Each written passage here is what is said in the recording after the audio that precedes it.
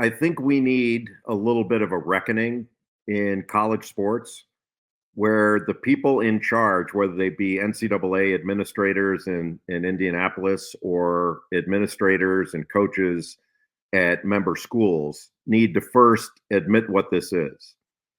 It's a multi-billion-dollar entertainment industry that we're running off college campuses.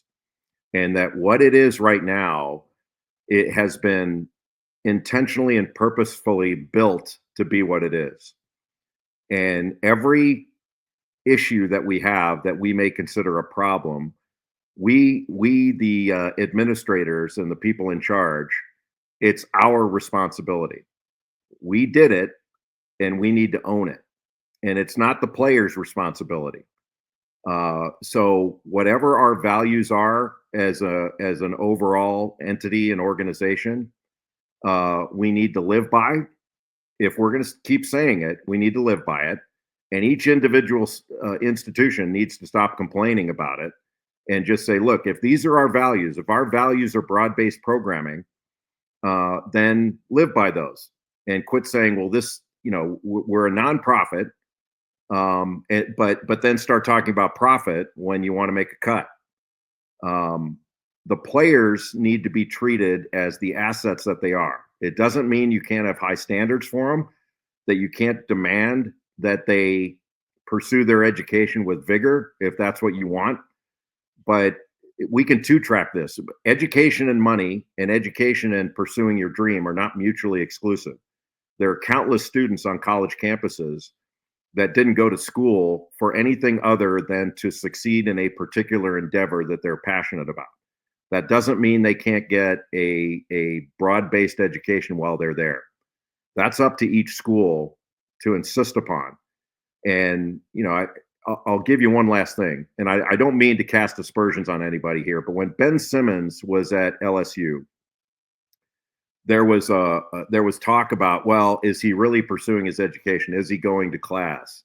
I'm like, whose business is that except LSU's? If LSU wants him to go to class every day, then they need to say, hey, Ben, you're going to go to class or you're not going to have a uniform. It's their business to decide what each one of their students does and what their requirements are. If they choose to do it differently, let them do it differently. But I think we have to get a handle on that because the players deserve these opportunities that they have. If we want them to handle it differently, then we need to adjust and say, okay, if we want them to stay in school, let's sign them to contracts where the university pays them like they do with a coach or an athletic director or any other employee. But if we're going to have them be students to be treated like any other student, we have to acknowledge that no other student is told that they can't leave one school and go to another and participate in whatever extracurricular activities that school offers. We can't talk out of both sides of our mouths anymore. Those days are over. We had 100 years of violating federal antitrust law and restricting athletes illegally. Those days are over. And we need, all these games are being played on time, all the checks are clearing, and viewership is going up. We've had the best year we've had in a decade in viewership and the best tournament viewership we've had in over 30 years. And to me, that speaks volumes about the public doesn't care about this. They want their product.